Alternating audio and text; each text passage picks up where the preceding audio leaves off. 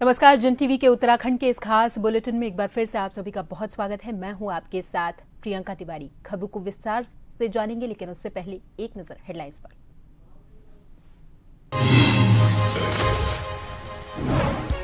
उत्तराखंड में 30 अप्रैल से चारधाम यात्रा होगी शुरू। तैयारियों में जुटी सरकार। बाबा केदार के दर्शन के लिए पहुंचेंगे लाखों श्रद्धालु।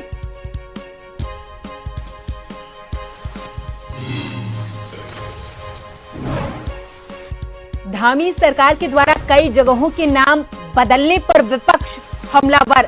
राज्य मंत्री ज्योति प्रसाद ने कहा, देश में भटक रही कांग्रेस, कॉन्सेप्ट नहीं है क्लियर।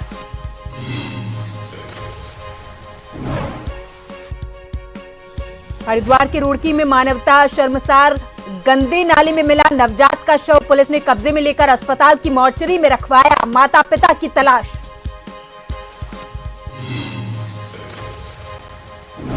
कोटद्वार में तहसील प्रशासन और जीएसटी विभाग की छापेमारी। कॉपी किताबें बेच रहे कई दुकानदारों में मचा हड़कंप। किताबों की बिक्री में डुप्लीकेसी की आशंका सच हुई साबित।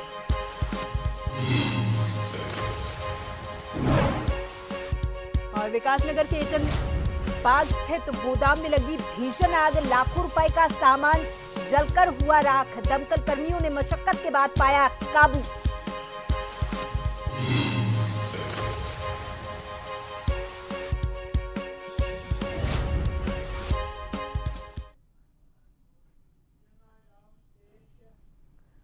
उत्तराखंड में 30 अप्रैल से चारधाम यात्रा की शुरुआत होने वाली है।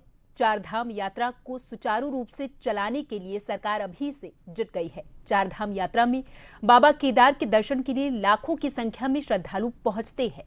चारधाम यात्रा को लेकर के केदारनाथ के विधायक आशा नौटियाल ने कहा है कि यात्रा को सुचारू रूप से चलाने के लिए लगातार बैठकें चल रही।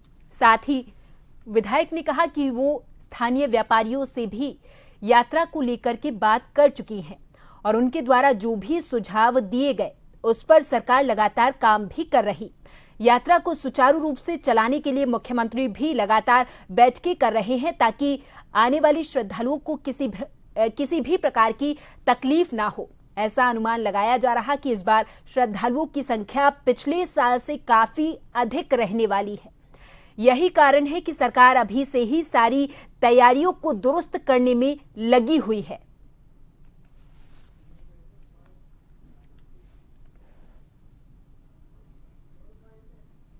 मतलब वहाँ पर यात्रा का जो व्यवस्था है उससे बहुत सुचारू रूप से चलाने के लिए निरंतर बैठकें कर रहे हैं और दिसंबर माह से हमने बैठकें शुरू करी हैं। उस पे हमने स्थानीय स्तर पे भी छोटी छोटी जगह में रामपुर, फाटा, गुप्तकाशी, गौरीकुंड, उन क्षेत्रों में भी बैठक स्थानीय व्यवसायियों के साथ की और उसके बाद जो भी उनके महत्वपूर्ण सुझाव आए हैं उस पे काम चल रहा है।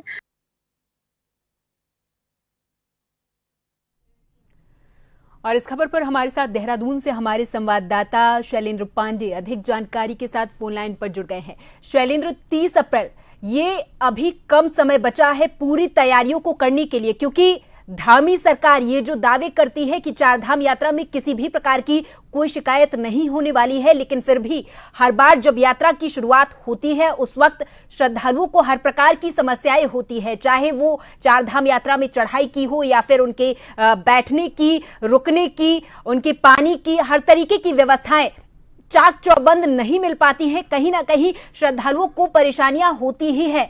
तो शैलेंद्र, आपसे जानना चाहेंगे कि धामी सरकार इस बार कौन सी अधिक तैयारियों के साथ सामने आने वाली है। शैलेंद्र, चारधाम यात्रा को अगर कहा जाए तो उत्तराखंड के दृष्टि से यह इसका लाइफ लाइन है। चारधाम यात्रा से लाखों लोगों का रोजगार इससे जुड़ा हुआ है और चारधाम यात्रा इस बार 30 अप्रैल से शुरू होगी, तो उसको लेकर के सरकार लगातार तैयारी कर रही है। सरकार के लिए बहुत बड़ी चुनौती होती है क्योंकि उत्तराखंड एक पहाड़ी राज्य है और बरसात के दिनों में जब बारिश होती है तो भूस्खलन होते रहता है। इस तरह कई जगह रास्ता बंद होता है, फिर उसको खोला जाता है, यात्रा को रोका जाता है।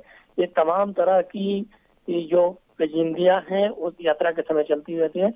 लेकिन सरकार का एक बहुत बड़ा ये काम होता है आर्थिकी को लेकर के, इसलिए सरकार इसकी तैयारी में अभी से जुट गई है। ये रोड की जो समस्या हो, चाहे जहाँ पर भूस्खलन होता है वहाँ वो सारे स्लॉट डिसाइड किए जा रहे हैं कि यहाँ पर किस तरह से व्यवस्था किया जाए कि जो लोग चार धाम यात्रा में आए उनको किसी प्रकार की दिक्कत ना हो। अगर पिछले बार की बात की जाए तो पिछले बार भी 50 लाख लोग आए थे यात्रा के दौरान, तो इस बार संभावना जता रही है कि वो संख्या और ज्यादा होगी। यही कारण है कि शासन प्रशासन अभी से ही व्यवस्थाओं को दुरुस्त करने में लगा हुआ है। अगर रजिस्ट्रेशन की बात की जाए तो 7 से लाख से ऊपर लोग अभी रजिस्ट्रेशन करा चुके हैं, तो आने वाले समय में रजिस्ट्रेशन की भी संख्या काफी बढ़ेगी। और इस बार संभावना जताई जा रही है कि जो चार धाम यात्रा में आने वाले श्रद्धालुओं की संख्या है वो पिछले साल की अपेक्षा काफी अधिक होगी। इसलिए सरकार हर स्तर पर तैयारी कर रही है। शैलेंद्र, 30 अप्रैल काफी समय तो नहीं बचा है, लेकिन फिर भी कहा यह जा रहा है कि धामी सरकार अपनी पूरी तैयारियों के साथ इस बार सामने आने वाली है। तो किस तरीके की तैयारियां रहने वाली है, किस तरीके से रजिस्ट्रेशन होगा, क्योंकि रजिस्ट्रेशन में भी कई बार धांधली देखने को मिलती है। तो सरकार की ओर से यात्रियों को किस प्रकार की अपील की जा रही है? शैलेंद्र, क्या कुछ तैयारियों को लेकर जानकारी है जो आप श्रद्धालुओं को बताना चाहेंगे? उसके बारे में कुछ बताएं। आपको बता दें कि इसके लिए हर विभाग लगा हुआ है, जैसे स्वास्थ्य विभाग हो या पर्यटन विभाग हो या पीडब्ल्यूडी विभाग हो, तो इसके तैयारी में लगा हुआ है। यात्रा के समय में सबसे बड़ी बात आती है कि रजिस्ट्रेशन को लेकर के जो हेली सेवाएं होती है तो उसमें झूठे टिकट बुक होते हैं, बहुत सारे ऐप आ जाते हैं जिसके माध्यम से ठगी की जाती है। तो इसके लिए सरकार का लगातार लोगों से निवेदन रहता है कि आप सही जगह से टिकट खरीदें, कोई ऐसे वैसे ऐप को डाउनलोड करके ऐसे डालें जिससे परेशानियां ना हो। अगर उत्तराखंड से ही बुक करवाएं, ऐसा कहा जा रहा है। बहुत बहुत धन्यवाद शैलेंद्र तमाम जानकारी के लिए। 30 अप्रैल से शुरू होगी चार धाम यात्रा, हालांकि धामी सरकार तैयारियों में जुट गई है।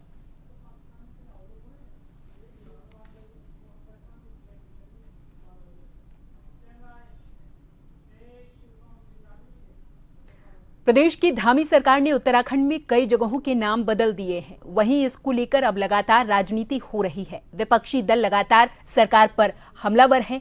इसको लेकर भाजपा के वरिष्ठ नेता और राज्य मंत्री ने बयान दिया। उन्होंने कहा कि कांग्रेस खुद ही भटकी हुई है, कांग्रेस के कॉन्सेप्ट क्लियर नहीं है और देश में कांग्रेस भटक ही रही है। वहीं इसी क्रम में उन्होंने तंज कसा और कहा कि कांग्रेस एक भटकती हुई आत्माओं के संगम में बदल चुकी है। कांग्रेस खुद ही भटकी हुई है, खुद ही भटकी हुई है और जनता ने उनको लटका रखा है। वो कहीं जो है हरीश रावत के बयानों पे भटकी हुई है, कहीं वो आपस के द्वंद में भटकी हुई है, कहीं वो अपने उनका कॉन्सेप्ट क्लियर नहीं है कि हम क्या करें क्या ना करें, उस पे भटकी हुई है। देश में पूरी की पूरी कांग्रेस भटकी हुई है। तो भटका हुआ आदमी ऐसी भटकती हुई बातें ही करेगा। कांग्रेस तो भटकती हुई आत्माओं का संगम हो गया। रोड की टॉकीज के पास एक बड़ा सड़क हादसा होते होते बच गया है। दरअसल मंगलौर से रुड़की आ रही प्राइवेट बस के चालक को अचानक से मिर्गी का दौरा पड़ गया, जिससे बस ने नियंत्रण खो दिया था। अनियंत्रित बस तेज रफ्तार में सड़क किनारे मौजूद एक लोहे के पोल से टकराकर रुक गई। 2 घायल यात्रियों को अस्पताल पहुंचाया गया। स्थानीय लोगों और यात्रियों ने सूझबूझ दिखाते हुए स्थिति संभाल ली थी। पुलिस मौके पर पहुंचकर जांच में जुटी हुई है।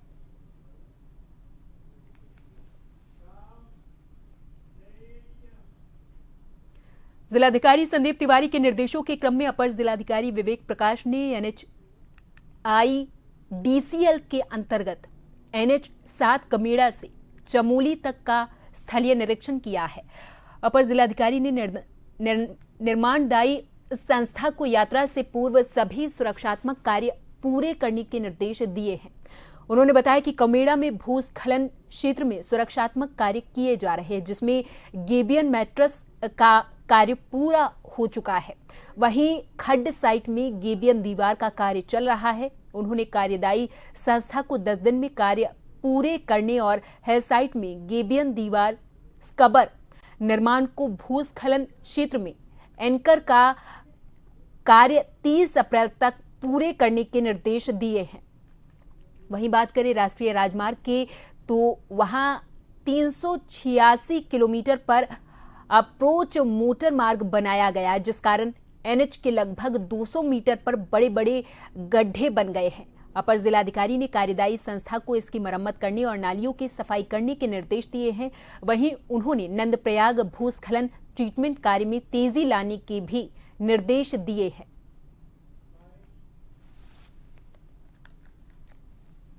जिलाधिकारी महोदय के दिए गए निर्देश के क्रम में मेरे द्वारा जो है कमीड़ा से लगाए चमोली तक जितने भी काम किए जा रहे हैं NHIDCL द्वारा, उनका निरीक्षण किया गया और चेक किया गया कितना काम हो गया है और कब तक काम पूरा हो जाएगा और कब तक पूरा करना है इसको।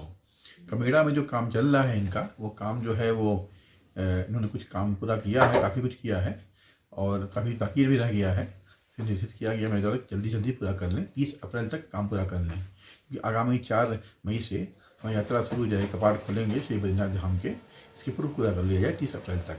इसी तरह से जो है चटवा पीपल के स्थान पर भी मैंने इनसे कहा है कि इसको भी जल्दी पूरा कर लिया जाए। हरिद्वार जिले के रुड़की में मानवता को शर्मसार करने वाली एक घटना सामने आई। दरअसल यहां पर उस समय हड़कंप मच गया जब एक नवजात का शव गंदे नाले में मिला हुआ है। नवजात का शव मिलने से मौके पर लोगों की भीड़ जमा हो गई थी। वहीं सूचना पाकर पुलिस भी मौके पर पहुंच गई थी और लोगों की मदद से नवजात के शव को बाहर निकलवाया, कब्जे में लेकर पोस्टमार्टम के लिए अस्पताल की मोर्चरी में रखवा दिया है। फिलहाल पुलिस नवजात बच्चे के माता पिता की तलाश करने में जुट गई है।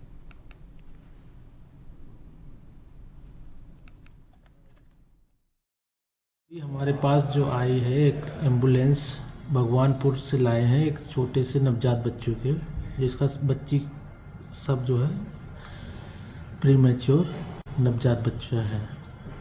जो बच्चे पे जो है पूरे शरीर पर काली मिट्टी सी लगी हुई है, कहीं बच्चा मिट्टी में पड़ा हुआ है।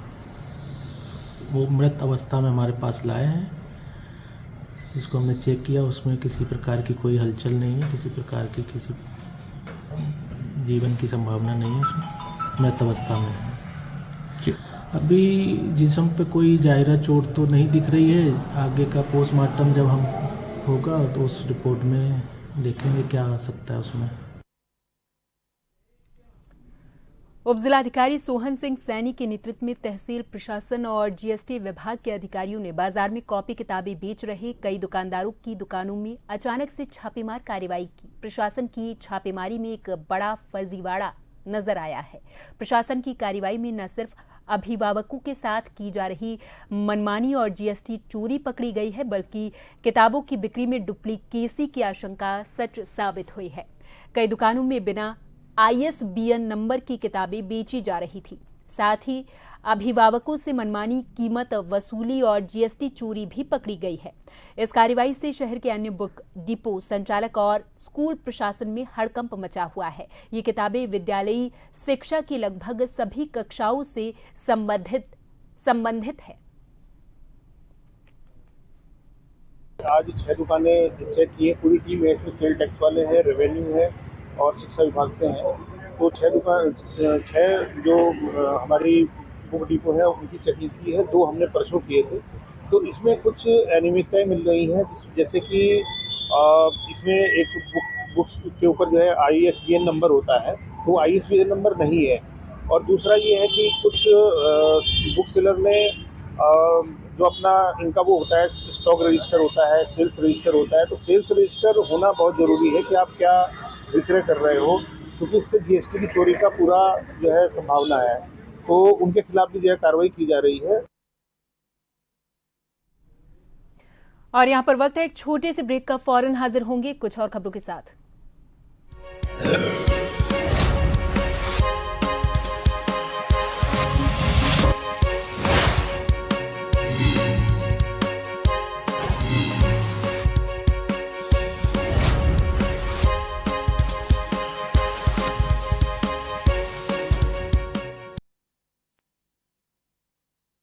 ब्रेक के बाद एक बार फिर से आप सभी का बहुत स्वागत है। अगली खबर की ओर रुख करेंगे। राजधानी देहरादून के प्रेस क्लब में केदारनाथ विधानसभा में कांग्रेस के पूर्व विधायक मनोज रावत ने एक प्रेस वार्ता कर सरकार पर कई गंभीर आरोप लगाए। उन्होंने कहा कि रुद्रप्रयाग जिले के रुद्रपुर गांव में जबरदस्ती गोचर की भूमि पर 220/33 के उप संस्थान का निर्माण का प्रयास किया जा रहा है। उन्होंने कहा कि रुद्रपुर गांव में आज भी 200 से ऊपर परिवार रहते हैं, जिनके पास करीब 500 से ज्यादा पशुधन है। इस गांव में यही एक गोचर भूमि है, जिस पर भी निर्माण कार्य हो जाने पर गोचर के लिए कोई भूमि नहीं बचेगी। यही कारण है कि गांव के लोग भी इसका विरोध कर रहे हैं। वहीं केदारनाथ के वर्तमान विधायक आशा नौटियाल ने इस पर कहा कि ये मामला अभी कोर्ट में है। उन्होंने भी गांव वालों से मुलाकात की है और उनकी समस्याओं को जाना है। उन्हें बताया गया है कि अभी ये मामला कोर्ट में है और कोर्ट के फैसले आ जाने के बाद ही इस पर आगे की कार्रवाई होगी। अगली खबर है, उत्तराखंड सरकार सबको शिक्षा का समान अधिकार देने के साथ ही सड़क, स्वास्थ्य, शिक्षा जैसी मूलभूत सुविधाएं उपलब्ध कराने का लगातार दावा करती है। लेकिन अगर देखा जाए तो कहीं ना कहीं सरकार के द्वारा किए गए दावे पूरे तरीके से हवाई साबित हो रहे हैं। सरकार के सबको शिक्षा देने के दावे की पोल रामनगर विकासखंड के अंतर्गत ग्राम पांचकोट में स्थित ग्राम रामपुर में स्थित राजकीय प्राथमिक विद्यालय में खुली है, जहां बताया जाता है कि इस स्कूल में 43 बच्चे शिक्षा ग्रहण कर रहे, लेकिन यहां लंबे समय से ही एक ही शिक्षक मोहन चंद जोशी पढ़ा रहे थे और ये शिक्षक भी 31 मार्च को रिटायर हो चुके हैं। लेकिन अभी तक इस स्कूल में शिक्षा विभाग ने किसी भी स्थायी शिक्षक की नियुक्ति नहीं की, बल्कि बच्चों को पढ़ाने के लिए हर रोज अन्य स्कूल से एक एक शिक्षक यहां पर आ रहे, जिससे इस स्कूल में पढ़ने वाले बच्चों की तो शिक्षा बाधित हो ही रही, लेकिन जिन स्कूलों से यहां अध्यापक अलग अलग दिन बच्चों को पढ़ाने आ रहे, उसे स्कूल के बच्चों की शिक्षा पर भी बड़ा असर पड़ रहा है। देखिए, रामनगर विधानसभा का दूरस्थ क्षेत्र है। ये राजकीय प्राथमिक विद्यालय है और मुझे यहाँ के अभिभावक संघ के अध्यक्ष महेश चंद जी ने 5-7 दिन पहले बताया कि यहाँ पे जो है टीचर रिटायर हो रहे हैं 29 तारीख को, और अभी तक कोई स्थायी टीचर की यहाँ पे व्यवस्था नहीं की है, जिसको लेकर हम लगातार आवाज़ उठा रहे हैं मीडिया के माध्यम से और अधिकारियों से बात करके हमने लगातार मांग की कि यहाँ पे स्थायी टीचर दिया जाए। लेकिन अभी तक इतने दिन बीत जाने के बाद भी यहाँ पे स्थायी टीचर नहीं आया। एक व्यवस्था के तहत एक टीचर को यहाँ पे भेजा गया है, जिस कारण बच्चों का भविष्य अंधकार में है, जिस कारण जो हमारे यहाँ के होनहार बच्चे हैं उनका पठन पाठन में बिल्कुल यहाँ पर रोक लगी पड़ी है। कल भी यहाँ पर तालाबंदी हुई और आज पुनः स्थायी टीचर की मांग को लेकर यहाँ पर तालाबंदी की है। क्योंकि ऐसा है कि 9 माह पहले हमारे मोहन चंद जोशी जी थे, 9 माह से सत्रांत लाभ पर चल रहे थे और मेरी मुख्यमंत्री पोर्टल पर मैंने लेटर डाल दिया था, लेकिन 2 बार तो मेरे पास लेटर पहुंच गए थे, लेकिन अध्यापक हमारे पास स्थायी अध्यापक नहीं पहुंच पाया और 9 महीने बीत जाने के बाद में अभी तक हमारे वहाँ इन्होंने अस्थायी अध्यापक दिया है। और जिस दिन 31 तारीख को हमारे जोशी जी यहाँ से सेवानिवृत्त हुए थे, सेवानिवृत्त होने के बाद भी वो काफी इंतजार कर रहे थे कि विभाग से कि यहाँ कोई अध्यापक आए, लेकिन अध्यापक नहीं आया। हमको ये दिक्कत है, हमारे छोटे छोटे बच्चे हैं, कहाँ जाते हैं, हम गरीब आदमी हैं, हमारे स्कूल में अध्यापक नहीं है और हमारे बच्चों की जिंदगी अंधकार में कट रही है। आखिर कब तक कटेगी? हमारे छोटे छोटे बच्चे, नन्हे मुन्ने बच्चे कहाँ जाएंगे स्कूल, और एक दिन एक छोड़ के टीचर आ रहे हैं और वहाँ भी दिक्कत, यहाँ भी हमको भी दिक्कत हो रही है। हमारे बच्चों को कुछ आ नहीं रहा है, अध्यापक की आखिर कब तक व्यवस्था होगी हमारे वहाँ? हम क्या करें, कहाँ जाए? छोटे बच्चों को भी हम कहाँ भेज सकते हैं? हमारे स्कूल में अध्यापक की बहुत दिक्कत है, हमें अध्यापक चाहिए। विकासनगर के एटनबाग में समरफील्ड स्कूल के पास स्थित गोदाम में भीषण आग लग जाने की वजह से लाखों रुपए का सामान जलकर राख हो गया है। साथ ही दुकान में रखी एक मोटरसाइकिल भी जलकर खाक हो गई है। आग लगने की इस घटना से आसपास के क्षेत्र में हड़कंप मच गया था। सूचना मिलते ही सीओ विकासनगर वरिष्ठ उप निरीक्षक सत्येंद्र भाटी पुलिस बल के साथ घटनास्थल पर पहुंच गए थे और इसी दौरान डाक पत्थर से फायर ब्रिगेड भी पहुंच गई थी। फायर ब्रिगेड की मदद से कड़ी मशक्कत के बाद आग पर काबू पा लिया गया, लेकिन तब तक दुकान में रखी एक मोटरसाइकिल और लाखों रुपए का सामान जल गया था। सीओ विकासनगर बीएल शाह ने बताया है कि आग लगने की इस घटना में हुए नुकसान की राजस्व विभाग और अग्निशमन विभाग के द्वारा गणना की जाएगी। उन्होंने कहा कि घटना में कोई जनहानि नहीं हुई, लेकिन लाखों रुपए का सामान जला है।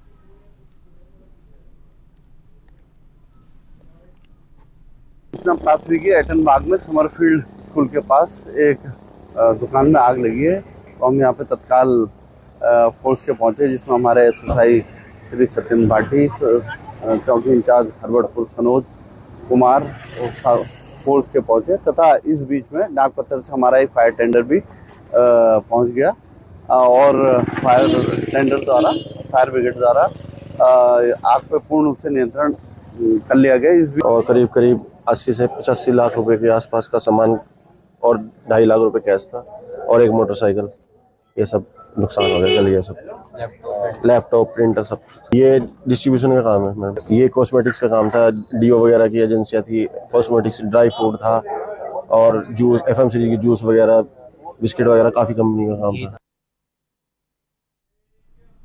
राजधानी देहरादून के प्रेस क्लब में केदारनाथ विधानसभा में कांग्रेस के पूर्व विधायक मनोज रावत ने एक प्रेस वार्ता कर सरकार पर कई गंभीर आरोप लगाए। उन्होंने कहा कि रुद्रप्रयाग जिले के रुद्रपुर गांव में जबरदस्ती गोचर की भूमि पर 220/33 के उप संस्थान का निर्माण का प्रयास किया जा रहा। उन्होंने कहा कि रुद्रपुर गांव में आज भी 200 से ऊपर परिवार रहते हैं, जिनके पास करीब 500 से ज्यादा पशुधन है। इस गांव में यही एक गोचर भूमि है, जिस पर भी निर्माण कार्य हो जाने की वजह से गोचर के लिए कोई भूमि बचेगी नहीं। यही कारण है कि गांव के लोग भी इसका विरोध कर रहे हैं। वहीं केदारनाथ के वर्तमान विधायक आशा नौटियाल ने इस पर कहा कि ये मामला अभी कोर्ट में है।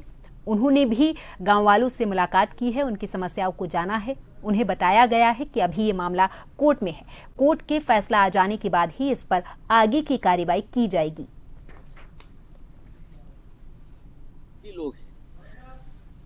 देखिए, रुद्रप्रयाग जिले में एक गांव है, रुद्रपुर गांव है। वो केदारनाथ तीर्थ पुरोहितों का गांव है और भकुंड केदारनाथ के भकुंड भैरव के पुजारी हैं। उस गांव की विशेष परिस्थिति है, उस गांव के पास गौचर भूमि के अलावा न गौचर के रूप में कोई जमीन है, न जंगल के रूप में कोई जमीन है। उस गौचर की भूमि को सरकारी अधिकारियों ने षड्यंत्र करके और फर्जीवाड़ा करके पिटकुल नामक सरकारी कंपनी को दे दिया है और लगभग 10 में वन भूमि हस्तांतरण हो गया है और 13 में इन्होंने लीज करी है, जो सुप्रीम कोर्ट के छत्तीसगढ़ सरकार बनाम पाकुर जागरण समिति निर्णय के विरोध में है।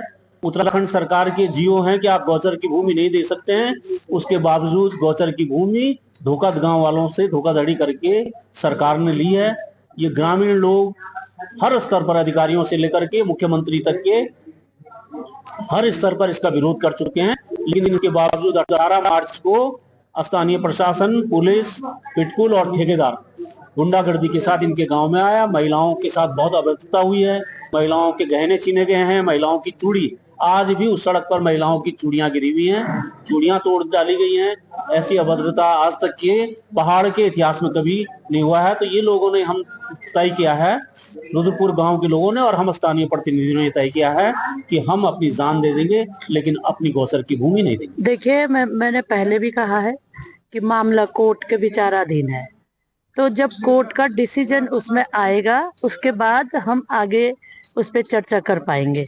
क्योंकि मैं भी गांव वालों के जो जहां पर वो निर्माण होना है, मैं भी वहां गई थी, गांव वालों से मेरी भी बात हुई और मैंने उनसे भी वहां भी यही कहा कि जब कोर्ट के विचाराधीन मामला है तो कोर्ट के डिसीजन होने तक वहां पर कोई काम नहीं होगा और जब कोर्ट का डिसीजन आएगा तो उसके बाद ही आगे की कार्रवाई होगी। वहाँ के लोग उन्होंने कहा कि माननीय मुख्यमंत्री जी से भेंट वार्ता करनी है, तो निश्चित तौर पर मैंने प्रधान जी और कुछ लोग, हमारी बहनें यहाँ आई थी, माननीय मुख्यमंत्री जी उनको मिले और उनसे बातचीत हुई, सौहार्दपूर्ण बातचीत हुई। उन्होंने अपने संबंधित अधिकारियों को कहा कि इस पर वार्ता करके मुझे इसके बारे में रिपोर्ट देना, तो निश्चित। और इसी के साथ इस बुलेटिन में फिलहाल के लिए मेरे साथ बस इतना ही। आप देखते रहें जन टीवी। नमस्कार।